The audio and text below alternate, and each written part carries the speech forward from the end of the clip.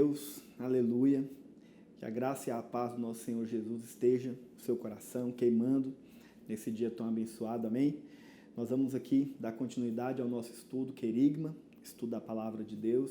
Espero que você esteja sendo abençoado nesses dias. Nós nos propomos a estudar a carta de Paulo aos Romanos. E eu espero que o Senhor esteja nesses dias abrindo seus olhos para que você possa enxergar essas verdades. São verdades tão poderosas, são verdades que nos confrontam, mas que ao mesmo tempo verdades que nos libertam, né? E é importante que você ore para que nesses dias o Senhor esteja abrindo seus olhos, para que você possa ter revelação. Sabe, essa é a oração que Paulo fazia. Paulo orava para que a sua igreja tivesse revelação. E eu espero que nesses dias seus olhos sejam sendo abertos para essas verdades, amém? Se você ainda não fez isso, se inscreva no nosso canal, é muito importante a sua inscrição para nós. E se você também puder, dê um like, né, nos nossos vídeos, né, dê o seu joinha lá, para que nós possamos nesses dias estar, né, também preparando mais vídeos para você.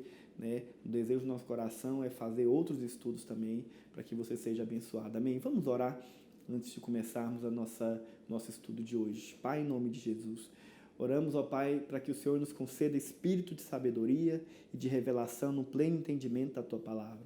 Que a Tua verdade seja poderosa, que nós possamos compreender, ver e enxergar de maneira tal, ó Deus, que os nossos olhos espirituais sejam abertos, que as verdades ensinadas aqui, elas possam ser traduzidas pelo nosso espírito e que se tornem realidade nas nossas vidas. Em nome de Jesus. Amém. Aleluia. Glória a Deus. Bem, se você está acompanhando as nossas aulas, na nossa aula anterior nós falamos sobre o capítulo 6 de Romanos. Hoje nós vamos falar sobre o capítulo 7. E sabe, os capítulos 6 e 7 de Romanos, eles são importantíssimos na nossa compreensão, no nosso estudo. E eles se baseiam em um único fato. Esses dois capítulos são baseados em um único fato. Que fato é esse? Cristo morreu por nós. E quando Ele morreu, nós morremos com Ele. Eu já disse para você que não é difícil a compreensão de que o Senhor morreu, né? E que os nossos pecados foram então perdoados através da sua morte. A nossa dificuldade é crer na segunda parte, é crer que nós morremos. Por quê que é tão difícil crer? Porque muitas vezes nós olhamos para nós. Nós deixamos de olhar para Cristo e começamos a olhar para nós. E aí muitos crentes acabam olhando para si mesmos e falam, poxa vida, a Bíblia fala que eu morri, mas eu não vejo em mim essa morte. Eu não consigo enxergar. E porque não consegue enxergar, ele acaba, de alguma forma, perdendo a fé nessa verdade. Agora, me entenda, preste atenção. É muito importante que você se mantenha firme nessa fé, nessa convicção de que a morte de Cristo foi também a sua morte. E quando Cristo morreu, nós morremos para duas coisas. Primeiro, nós morremos para o pecado. Segundo, nós morremos para a lei.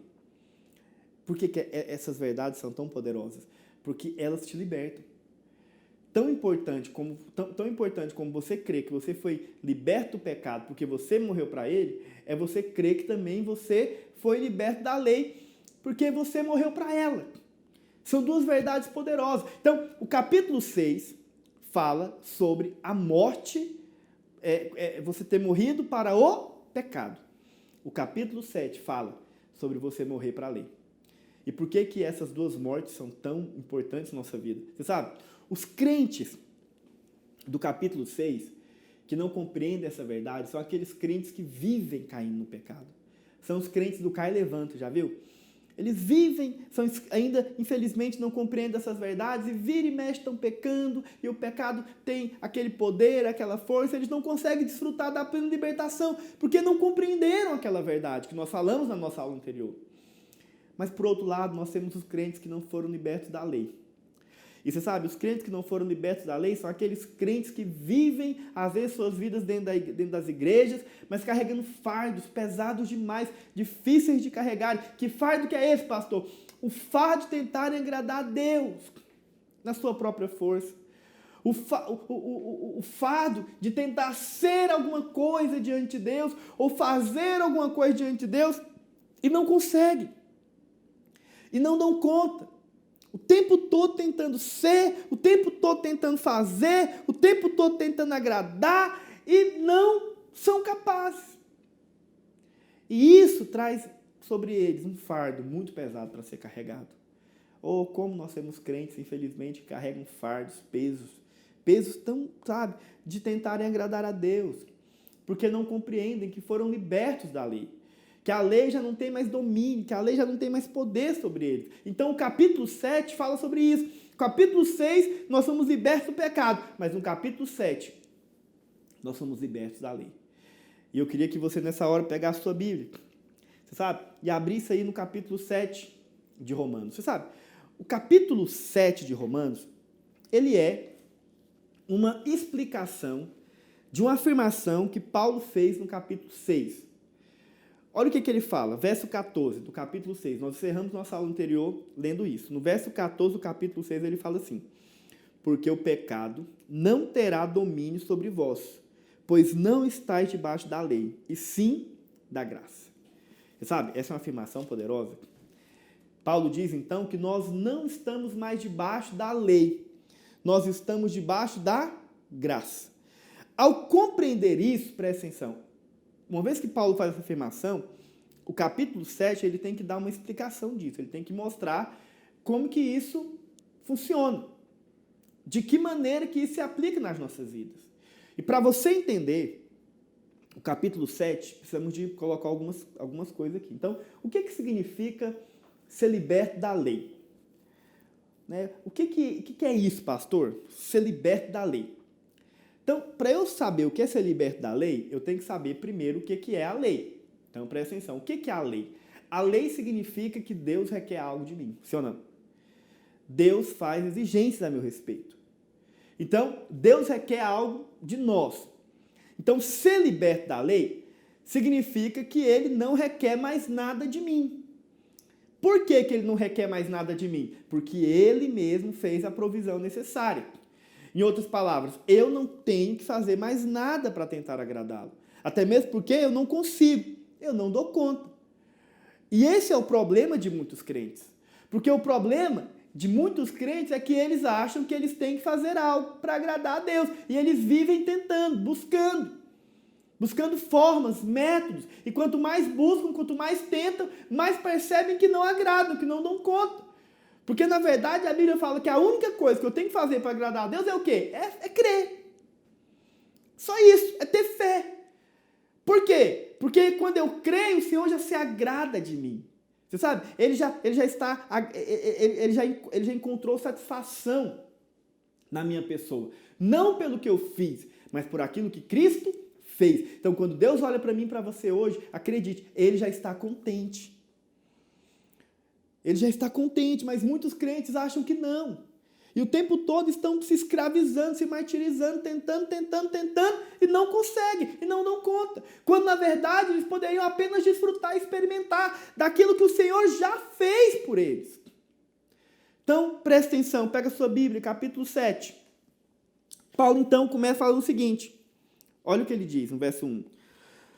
Porventura, ignorais, irmãos, pois fala aos que conhecem a lei, que a lei tem domínio sobre o homem toda a sua vida? Ora, a mulher casada está ligada pela lei ao marido, enquanto ele vive. Mas se o mesmo morrer, desobrigada ficará da lei conjugal, de sorte que será considerada adúltera, se vivendo ainda o marido unir-se com outro homem. Porém, se morrer o marido, estará livre da lei, e não será adúltera, se contrair novas núpcias. Assim, meus irmãos, também vós morrestes relativamente à lei, por meio do corpo de Cristo, para pertencerdes a outro, a saber, aquele que ressuscitou dentre os mortos, a fim de que frutifiquemos para Deus. Porque quando vivíamos segundo a carne, as paixões pecaminosas postas em realce pela lei operavam em nossos membros, a fim de frutificarem para a morte. Agora, porém, libertados da lei, estamos mortos para aquilo a que estávamos sujeitos, de modo que servimos em novidade de espírito e não em caducidade da letra.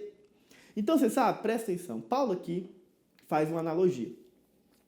E é tão interessante porque no capítulo 6, os irmãos lembram que nós fizemos uma analogia para explicar. Então, no capítulo 6 era uma questão de senhorio, lembra?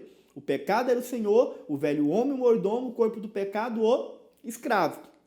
Uma vez que o velho homem morreu, uma vez que o velho homem está morto, o pecado perde o domínio, ele perde o poder. Então, é uma questão de morte.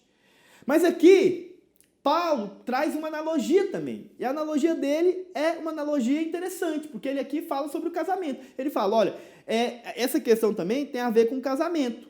Então, qual que é a analogia de Paulo? Paulo está falando o seguinte, que todos nós antes éramos casados com o marido. Esse marido era o quê? Era a lei. Enquanto esse marido estiver vivo, nós estamos obrigados a ele, de maneira tal que nós temos que servi-lo. E por causa disso, nós somos então escravos dele. Percebe o que eu estou falando? Só que aí tem um problema. Qual que é o problema? Esse marido é exigente. A lei é exigente. E nós não somos capazes. Nós não damos conta. Eu sei que muitas pessoas, ao falar isso, eles pensam, então a lei que é o problema. Não, a lei não é o problema. Porque eu já disse para você que a lei é perfeita. A lei é a vontade de Deus. A lei, ela mostra o Senhor. Percebe? Então o problema não está na lei. Me entenda, o problema está em mim e em você. Não é a lei que é o problema. Nós é que somos inaptos. Nós é que não damos conta. Nós é que não somos capazes de cumprir as exigências. Então é como se fôssemos uma mulher casada com um marido exigente. As exigências são boas, não são ruins, entendo falando? Elas são legítimas, mas eu sou incapaz. E aí agora, presta atenção, eu estou fadada a viver o inferno.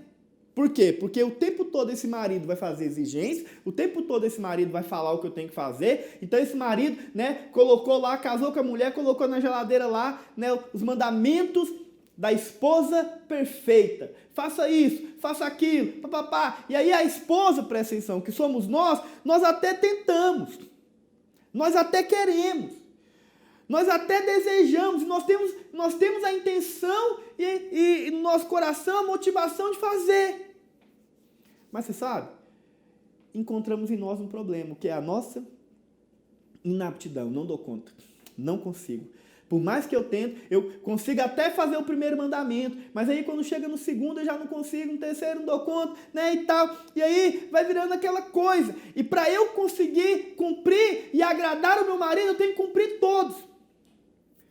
Porque a lei ainda diz o seguinte, se você errar em qualquer um destes, você errou em todos.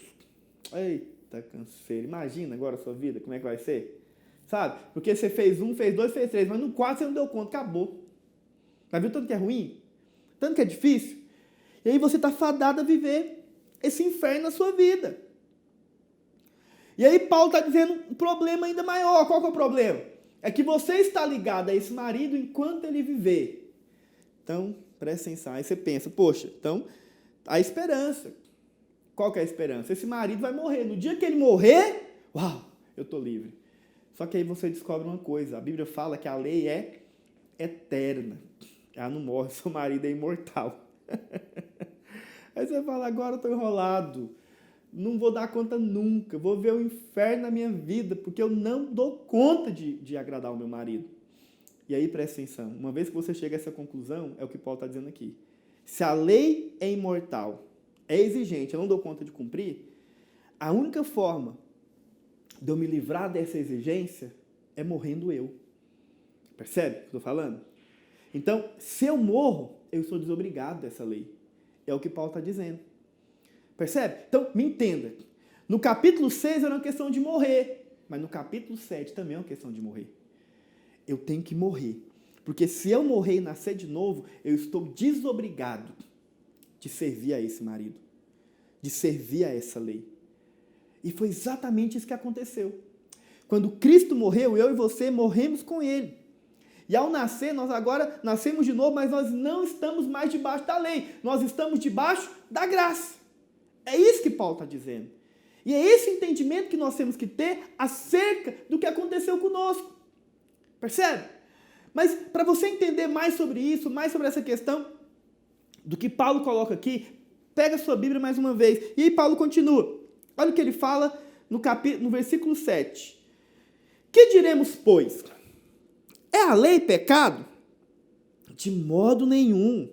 Mas eu não teria conhecido o pecado senão por intermédio dela. Pois não teria eu conhecido a cobiça se a lei não dissera, não cobiçarás. Mas o pecado, tomando ocasião pelo mandamento, despertou em mim toda sorte de concupiscência. Porque sem lei está morto o pecado. Outrora, sem a lei eu vivia, mas sobrevindo o preceito, reviveu o pecado e eu morri. E o mandamento que me fora para a vida, verifiquei que este mês se tornou para mim o quê? Morte. Porque o pecado, prevalecendo-se do mandamento, pelo mesmo mandamento, me enganou e me matou. Por conseguinte, a lei é santa, e o mandamento é santo, justo e bom, diz Paulo. Acaso o bom se tornou em morte? De modo nenhum. Pelo contrário, o pecado, para revelar-se como pecado, por meio de uma coisa boa, causou-me a morte, a fim de que pelo mandamento se mostrasse sobremaneira maligno. Você sabe, eu sei que você lê às vezes e fala, pastor, mas o que ele está falando? Tanta coisa que Paulo diz aqui. Mas você sabe, Paulo coloca aqui, meu irmão, nesses versículos, por que a lei foi dada? Qual que é a razão da lei? E aí eu disse para você já isso em outras aulas, que a lei ela tinha um propósito. O primeiro propósito da lei era que revelar o Senhor. É por isso que Paulo diz que o mandamento é santo, justo e bom. As exigências são certas, não são erradas. Você não pode dizer que a lei é maligna. Não.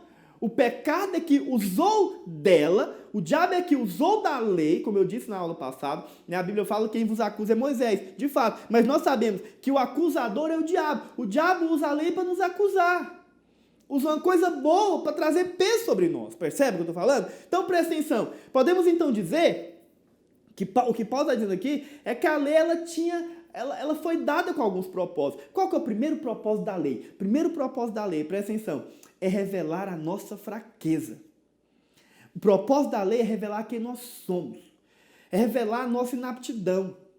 Como eu disse para você, né, os mandamentos que o marido colocava para a esposa não eram errados. Eles eram santos, justos e bons. O problema era ela. Da mesma forma, hoje, o problema somos nós.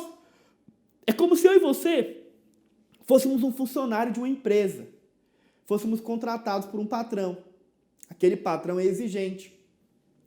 Mas aí, eu e você somos inaptos. O patrão, então, coloca exigências. Mas ele percebe que a minha incapacidade, ele percebe que eu não dou conta, ele percebe que eu não consigo. Percebe? Mas aquele patrão, por ser tão gracioso e bom, ao invés de mandar eu fazer, ao invés de ficar me obrigando, ele fala, olha, faz o seguinte, toda vez que você tenta fazer, você erra. Toda vez que você tenta me agradar, você acaba errando. Então, senta nessa cadeira. E fica sentado, não sai. A minha vontade é que você sente. Aí o patrão vira para você e fala assim, agora, o que você quer fazer para me agradar? Aí ele falou, patrão, eu queria arrumar aqueles negócios ali, sei lá, né, e tal. Aí ele fala, tá bom, fala o seguinte, fica aqui. Aí o patrão chama o filho dele, fala, meu filho, vem aqui. É o seguinte, vai lá e faz isso. Aí o filho dele vai lá, e o filho dele sabe fazer, consegue dar conta. O filho dele vai lá e faz. Aí ele vira para o funcionário e fala, olha, meu filho fez, mas eu quero falar para você que eu vou atribuir tudo que ele fez a você. Eu me agrado de você pelo que ele fez. Aí você está me ouvindo agora e fala, que loucura que você está falando. Isso não existe, pastor. É verdade. Isso não existe porque isso é graça. E a graça, para nós, é uma coisa louca. No nosso contexto, não existe, mas foi exatamente isso que ele fez.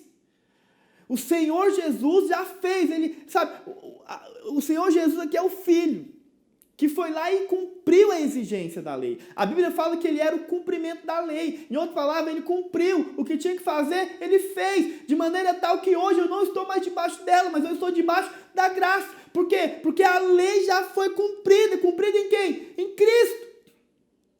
A obra foi feita pelo Filho do patrão, mas eu e você é quem recebemos o mérito da recompensa. O que significa, presta atenção, que isto é a graça. A graça. A graça do patrão. Você sabe, irmãos, presta atenção. O problema aqui foi a nossa incapacidade. Não éramos capazes de fazer. Essa que é a verdade. Por isso, ele foi lá e fez. Então, o que significa? Ser liberto da lei não significa que deixamos de ter que cumprir as exigências. Não, elas continuam, elas permanecem. Ser liberto da lei significa que elas já foram cumpridas. Não por nós, mas por Cristo. Eu sei que é um assunto difícil de explicar. Eu estou dando o meu melhor aqui. Estou usando exemplos, porque realmente são complicados. Mas essa é que é a verdade. Ele já fez, ele já cumpriu, e eu não estou debaixo mais dela. Não estar debaixo dela significa que eu não tenho mais que fazê-la, porque já foi feito. Sabe, em relação à lei, nós podemos dizer que hoje existem 3 tipos de pessoas na igreja. Você tem que ver em qual deles você se encaixa. O primeiro tipo é o legalista. Quem que é o legalista? É o escravo da lei. É aquele que acha que tem que fazer. Eu sei que na sua cabeça, quando eu chamo de legalista, você já lembra aquele crente tradicional, né? Que veste aquela roupa de crente, né? Vamos dizer assim, que não corta, não espicha, não passa, não faz nada, que anda com a Bíblia debaixo do braço, aquela coisa toda. Esse é o legalista folclórico, já viu? Na cabeça da maioria de gente, ser legalista é isso. Mas se eu te falar que existem outros tipos de legalista, e que às vezes mesmo em igrejas que não são tradicionais, renovadas, eles estão ali. Quem são esses legalistas, pastor? São aqueles que tentam agradar a Deus na força do braço. Que buscam da sua justiça própria agradar a Deus. E às vezes estão no nosso meio, dentro de igrejas renovadas, mas que muitas vezes vivem buscando agradar a Deus. E vivem debaixo de condenação, de acusação, porque não conseguem, não dão conta, são incapazes. Percebe? Mas é legalista, do mesmo jeito. Porque tenta agradar a Deus na força do braço. O segundo tipo, que nós podemos assim dizer, de crente em relação à lei, é o libertino. Quem que é o libertino? O libertino é aquele que fala o seguinte: não, então se não existe lei, você está falando que eu não estou mais debaixo da lei, e sim da graça, então eu posso fazer o que eu quiser. Não estou dizendo isso. Né? Aquela coisa, vá e faça o que quiser. Tá vendo? Né? E viva do seu jeito. Afinal de contas, né, você não está mais debaixo da lei.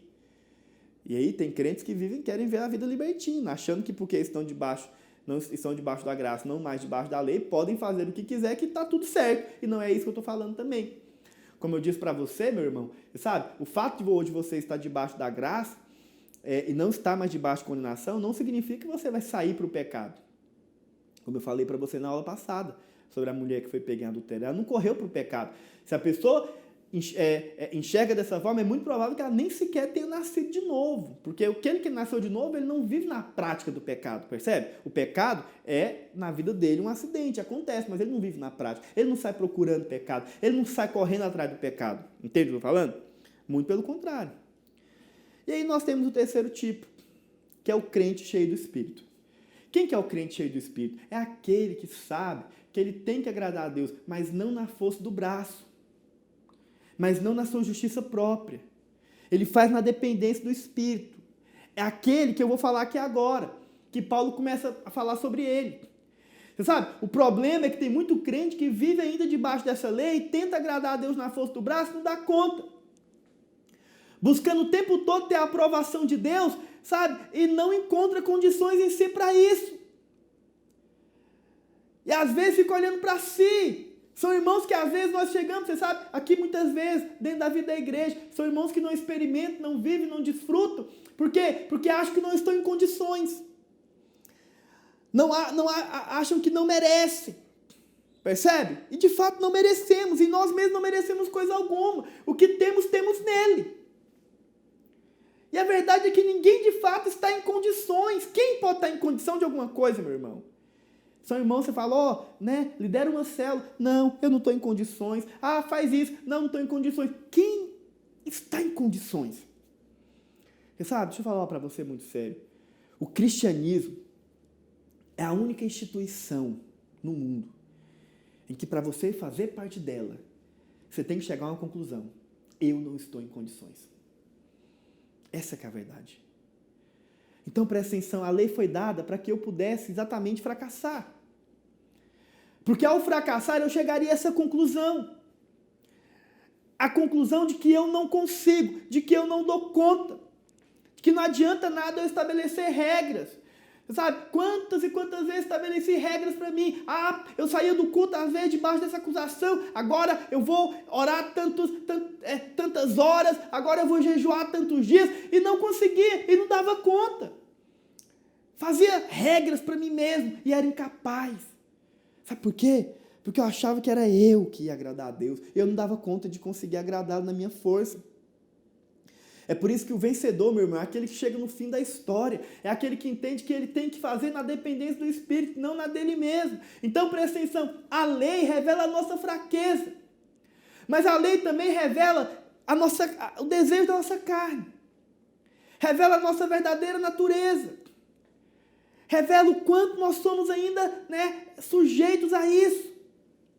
E nós precisamos tanto chegar nesse ponto de entendimento e conclusão que precisamos dele. Por isso que a lei foi dada, para que nós chegássemos à conclusão de que a única forma de vencermos o pecado, de vencermos a nossa carne, de vencermos tudo isso, é se humilhando diante dele, é reconhecendo a necessidade, é chegando ao fim de nós mesmos. Essa que é a verdade. Você sabe, precisamos de chegar a uma conclusão. A lei, as exigências nunca foram alteradas. Elas permanecem para sempre. A diferença é que hoje, presta atenção, por que nós não somos obrigados a cumpri-la? Não somos obrigados a cumpri-la, porque ele já cumpriu elas em nosso lugar. Aquele que deu a lei, ele é o próprio que faz, ele faz exigências, mas ele também satisfaz cada uma delas. O problema de muitos crentes é que eles falam, pastor, mas eu sou tão fraco, eu vivo caindo, eu não consigo continuar, não dou conta. E sabe, às vezes, esses irmãos, eles são fracos demais em relação a fazerem a vontade de Deus. Mas não percebem que estão sendo, na verdade, fortes. E por que eu digo que estão sendo fortes? Porque não se humilha, não se tem aquela fraqueza a ponto de chegar, Senhor, eu não dou conta, eu não consigo. Porque deixa eu te falar uma coisa, presta atenção. É como um homem que está morrendo afogado. Você sabe, salva-vidas treinados, quando eles vão salvar uma pessoa que está se afogando, não sei se você sabe disso, mas eles não entram na água no primeiro momento ali em que a pessoa está se afogando. Porque você sabe, aquele primeiro momento ali que a pessoa está se afogando, ela ainda tem força. E dependendo, da maneira que ela chegue lá para salvar, a pessoa pode afogar junto. Então, o que um salva-vidas experiente faz? Ele espera. Ele espera até a pessoa estar quase morrendo mesmo. Quando a pessoa já está perdendo as forças e as pessoas gritam, vai lá, salva ela, faz alguma coisa. Não! Ele só vai quando a pessoa, literalmente, perde as forças. No momento em que ela perde as forças, então ele entra para salvá-la. E sabe o que isso significa? A mesma coisa se aplica a nós. Sabe quando que o Senhor Jesus vem nos salvar? Quando nós chegamos nesse ponto de perder a força. E de falar, eu não consigo, eu não dou conta. Eu tentei, eu fiz, mas não consegui. E aí, nós chegamos, aí Paulo chega a uma conclusão no final da história. E aí, presta atenção, olha o que ele fala, pega a sua Bíblia mais uma vez. Olha o verso 14. Olha a conclusão que Paulo chega. Porque bem sabemos que a lei é espiritual. Eu, todavia, sou o quê? Carnal. Vendido à escravidão do pecado. Porque nem mesmo compreendo meu próprio modo de agir, pois não faço o que prefiro, e sim o que detesto. Ora, se faço o que não quero, consinto com a lei que é boa. Neste caso, quem faz já não sou eu, mas o pecado que habita em mim. Como eu disse, Paulo chegou a uma conclusão. Tem um pecado, tem alguma coisa que habita em mim. Eu reconheci isso. E aí ele diz, porque eu sei que em mim, isto é, na minha carne não habita bem nenhum. Pois o querer bem está em mim. Não porém, o efetuá-lo. Porque não faço o bem que prefiro, mas o mal que não quero, esse faço. Mas se faço o que não quero, já não sou eu quem faz, e sim o pecado que habita em mim. Então, ao querer fazer o bem, encontro a lei de que o mal reside em mim. Irmão, você sabe, esse é um texto tão poderoso da palavra de Deus. Paulo chegou a uma conclusão, a lei é espiritual, eu todavia sou o quê? Carnal. Eu não consigo, eu não dou conta. Se a lei é espiritual e eu sou carnal, é um casamento irreconciliável. A única forma de eu conseguir fazer é por meio do Espírito, é por meio da fé. Não tem outro jeito. Então, Paulo chegou a uma conclusão, mas essa conclusão é vital, é primordial para a sua vitória. Que vitória é essa, pastor? É quando você chega à conclusão que Paulo chegou. Eu sei, isso é, na minha carne não habita bem nenhum. Você sabe, deixa eu falar para você. A primeira coisa que você tem que fazer para vencer o pecado na sua vida de uma vez por todas, para vencer a lei de uma vez por todas, é chegar à conclusão, na sua carne não habita bem nenhum. Eu não sou capaz de fazer por mim mesmo. E todo crente passa por esse conflito. Todo crente vai passar por esse conflito na sua vida. Eu não consigo, não dou conta. Eu até quero, eu até gostaria, eu até desejo fazer o bem, mas eu não consigo. Eu não dou conta. A conclusão que Paulo chega é essa. E por que Paulo diz isso? Ele fala, porque em mim eu tenho duas vontades. Eu tenho a vontade da carne e eu tenho a vontade do Espírito. E aí tem mais. Eu até com a minha mente consigo compreender qual que é a vontade de Deus. Eu até consigo entender o que Deus quer de mim. Todavia, eu olho para a minha carne e percebo que por mais que eu queira, por mais que eu deseje, por mais que eu tente, eu não dou conta. Eu não consigo. Percebe? Paulo fala aqui de duas leis.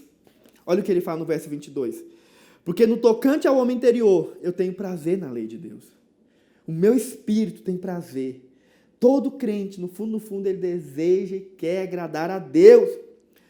Mas eu vejo nos meus membros outra lei, que guerreando contra a lei da minha mente, me faz prisioneiro da lei do pecado que está nos meus membros. Uma coisa é você saber a vontade de Deus, outra coisa é você fazer. E você sabe, esse é o conflito. E aí Paulo mostra aqui, meu irmão, qual que é o segredo para você vencer isso. Primeiro, é saber que na sua carne não tem bem nenhum. A nossa carne não converte.